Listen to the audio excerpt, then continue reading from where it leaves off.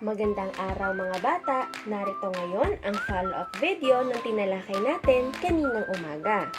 Pinag-aralan natin ang wastong paraan ng pagpaparami o pagmumultiply ng bilang.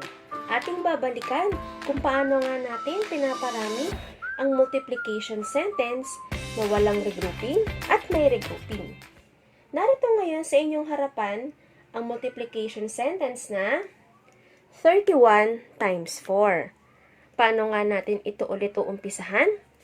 Siyempre, titingnan natin ang ating multiplier. Ang multiplier natin ay single digit lang.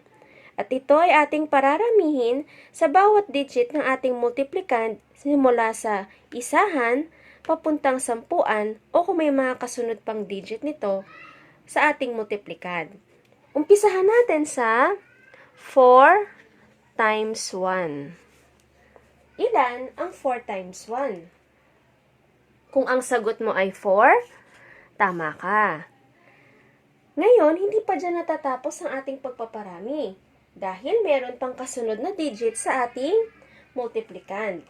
O, atin namang i-multiply ngayon ang 4 sa kasunod na multiplicand.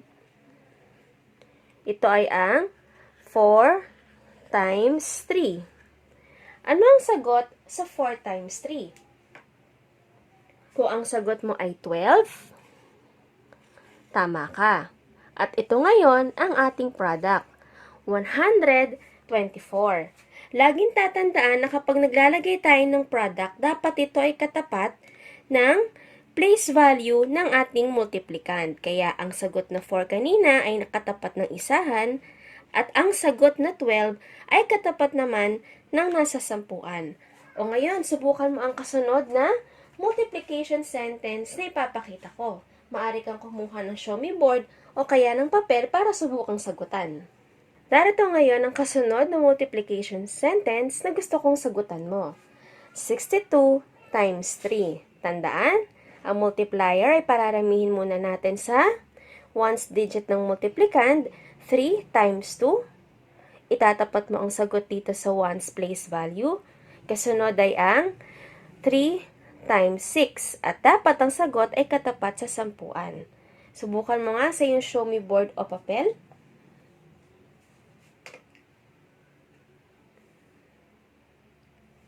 Tara at ating sagutan. Simulan natin sa isahan. 3 times 2. Ano ang sagot sa 3 times 2? Kung ang nakuha mo ay 6, tama ka. Huwag kalilimutan, dapat nakatapat sa isahan ang sagot. Lipat naman tayo sa sampuan. 3 times 6. Ilan ang 3 times 6? Kung ang nakuha mo ay 18, tama ka.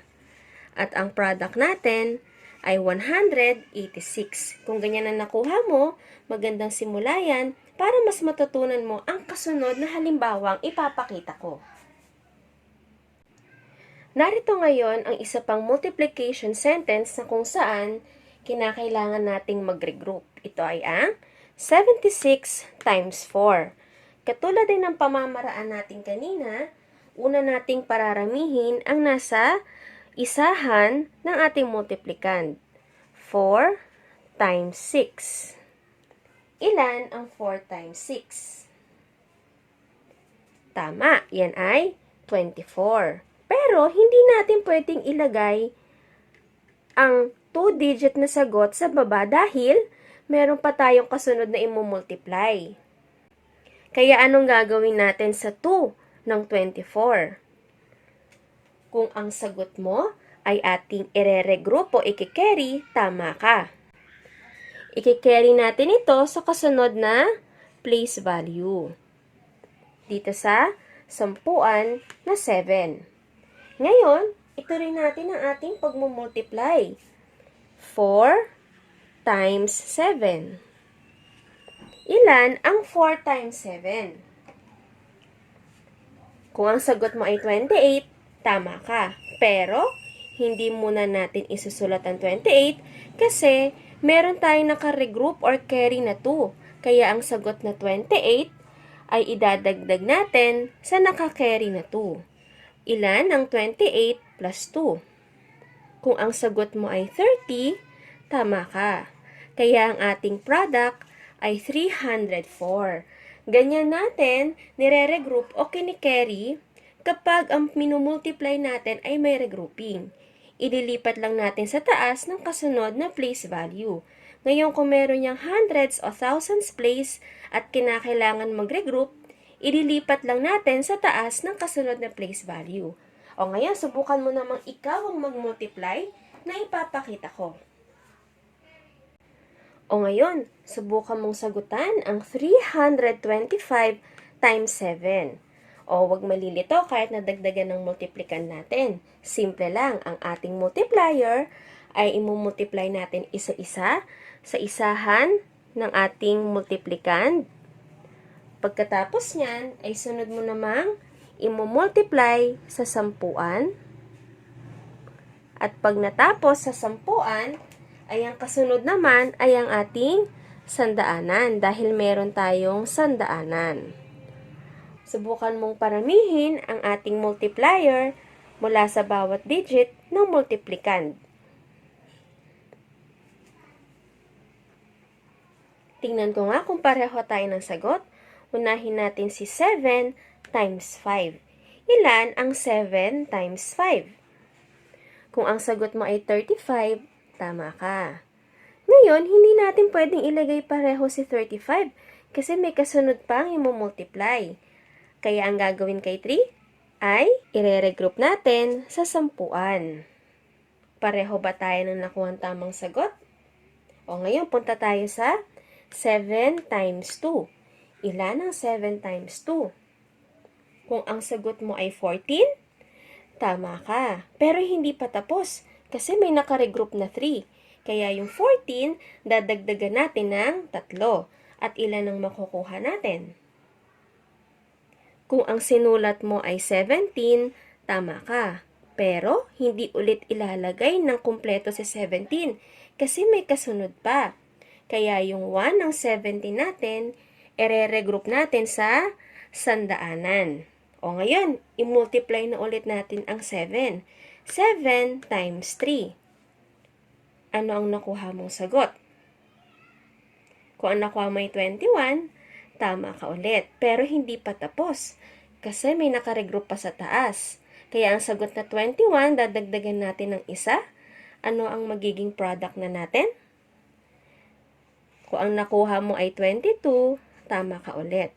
At ang ating final product ay 2,275. O ngayon, subukan naman nating mag-multiply na kung saan 2-digit na ang ating multiplier. O makinig ka ng mabuti sa ating kasunod na halimbawa. Narito ngayon mga bata ang isang multiplication sentence na kung saan 2-digit ang ating multiplier. Iniba ko ang kulay ng ating multiplier para mas madali mong makita kung paano natin ipupwesto ang sagot kapag dalawa na ang ating multiplier. Ngayon, umpisahan natin palagi sa isahan. Sa isahan ng multiplier, imumultiply natin sa bawat digit ng nasa multiplicand. Unahin natin ang 3 times 1. Ilan ang 3 times 1? Yan ay 3. Ilipat naman natin sa sampuan ng multiplicand. 3 times 2. Ilan ang 3 times 2? Kung ang sagot mo ay 6, tama ka. Pero hindi pa tayo tapos. Lilipat naman tayo sa sampuan ng ating multiplier. At ang sampuan na yon ay ang 4. Siya naman ang kasunod nating imumultiply. Laging tatandaan na kapag tayo nagmumultiply papunta sa multiplicand, lagi tayong mag-uumpisa ulit sa isahan. 4 times 1. Ilan ang 4 times 1? Kung ang sagot mo ay 4, tama ka. At dito na natin ipupwesto. Bakit nandito na? Kasi ang ating multiplier ay nasa sampuan. Kaya dapat ang product niya nakatapat din sa sampuan. Sunod naman ay ang 4 times 2. Ilan ang 4 times 2? Ang sagot ay 8. Siyempre, tuwing maglalagay tayo ng sagot, laging papunta ngayon yan sa kaliwa. Hindi natin ilalagay sa 8 dito sa kabila. Dito, palabas, papunta sa kaliwa. O ngayon, kuhanin na natin ang pinakasagot natin sa tinatawag nating partial product. Partial product ang tawag natin dito kasi yan ang product ng multiplier sa isahan at sampuan. Ngayon, pagsasamahin na lang natin sa pamaraan na pagsasama o addition. Ito ay bibring down natin. 6 plus 4, yan ay 10. Pero syempre, hindi natin mailalagay ng magkatabi si 10 dahil may kasunod pa tayong i-add. Kaya yung 1 ni 10 ay i-carry natin dito sa kasunod na partial product. 1 plus 8, ang sagot ay 9. Kaya ang ating pinakasagot ay 903 sa 21 times 43. Ang tawag sa 903 ay final product. O, ganyan tayo nagmamultiply ng 2-digit multiplier na kung saan wala muna tayong regrouping sa minumultiply natin. Pero pwede tayong mag-carry pag pinag-add na natin ang partial product. O, subukan mo nga ang kasunod na halimbawa. Maaari kang kumuha ng show me board o kaya ng papel. Narito ngayon ang multiplication sentence na kung saan gusto kong subukan mong sagutan. Meron tayong 52 times 34. O, wag malilito ha. Ang ating multiplier na una mong i-multiply ay 4 muna. Papunta sa isahan ng multiplicand at sampuan ng multiplicand. Pagkatapos, isusunod mo naman ang sampuan ng multiplier, start ulit sa isahan ng multiplicand at sampuan ng multiplicand. At syempre, kailangan mong pagsamahin. O ngayon, subukan mo ang sagutan ito.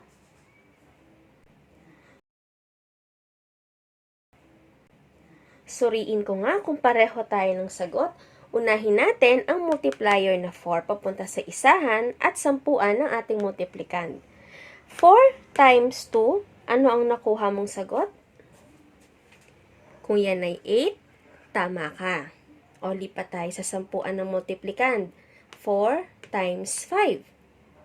Kung ang sagot mo ay 20, tama ka ulit. Itong sagot na to ay para lamang sa multiplier na 4. O, punta naman tayo sa multiplier ng 3. Siyempre, start ulit tayo sa isahan ng multiplicand. 3 times 2, anong nakuha mong sagot? Kung ang nakuha mo ay 6, tama ka. At dito dapat natin ipwesto ang sagot kapag nasa sampuan ng multiplier tayo. Katapat dapat niya sa sampuan na place value. O, lipat naman tayo sa 3 times 5. Ano ang nakuha mong sagot? Kung yan ay 15, tama ka ulit. Ngayon, pagsamahin na natin. Ipa-plusan natin to para makuha ang final product. Ating i-add na. Itong 8, i-bring down na lang natin. Kasunod ay 0 plus 6. Yan ay 6. 2 plus 5 ay 7. At ibababa na natin si 1 kasi wala namang mai-add sa kanya sa itaas. Kaya ang ating final product ay 1,768.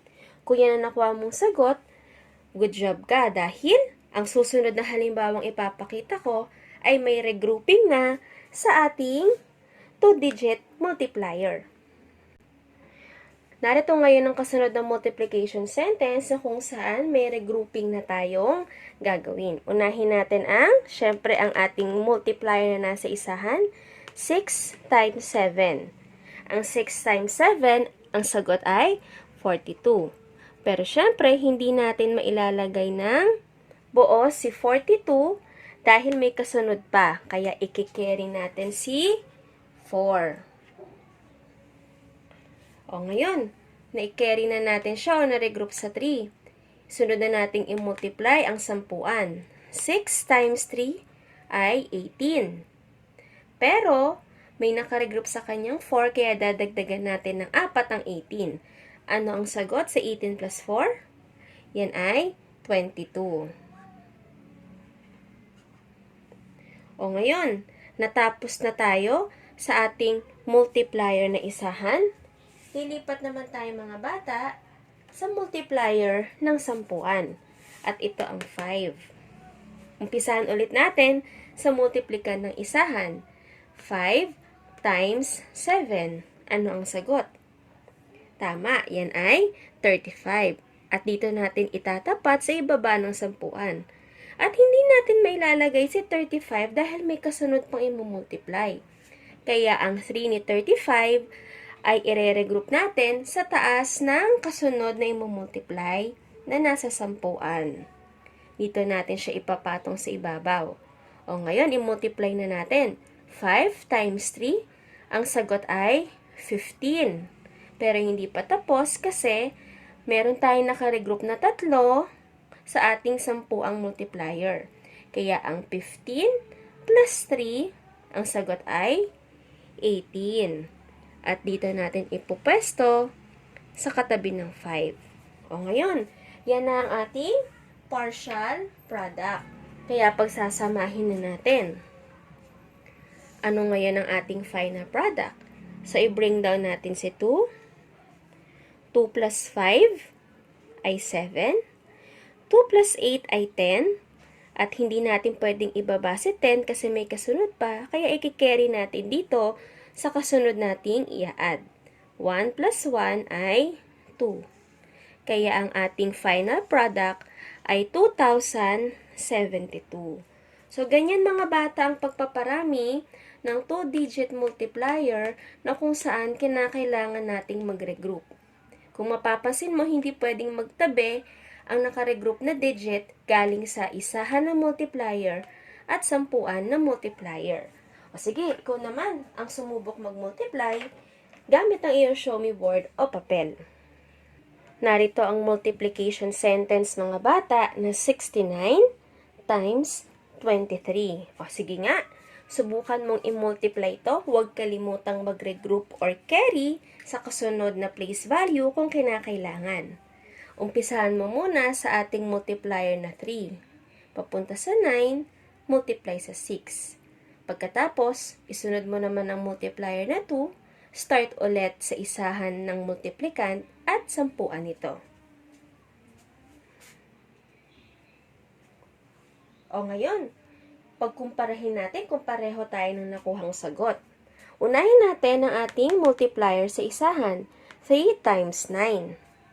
Kung ang sagot mo ay 27, tama ka.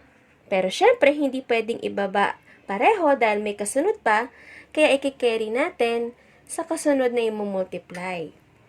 3 times 6 ay 18. Dahil may nakaregroup sa kanya na dalawa, idadagdag natin to at ang sagot ay 20. O, yan ang sagot sa product ng multiplier na 3. O, lipat naman tayo sa multiplier na 2. 2 times 9. Anong nakuha mong sagot? Kung yan ay 18, tama ka. At dito mo ipupwesto sa sampuan. Kasi nasa sampuan ng multiplier na 2. At ang 18, hindi pwede mo nang isulat ng magkasama kasi meron pang 2 times 6. Kaya yung carry 1 niya, dito sa sampuan natin ipupwesto. O, i-multiply na natin. 2 times 6, ano ang sagot? Tama, yan ay 12. At huwag kalimutan, ang nakaregroup sa kanya na isa, yan ay 13. O ngayon, pagsamahin na natin para makuha natin ang final product. I-bring down natin si 7. 0 plus 8 ay 8. 2 plus 3 ay 5.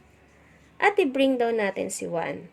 At ito ang makukuha nating final product.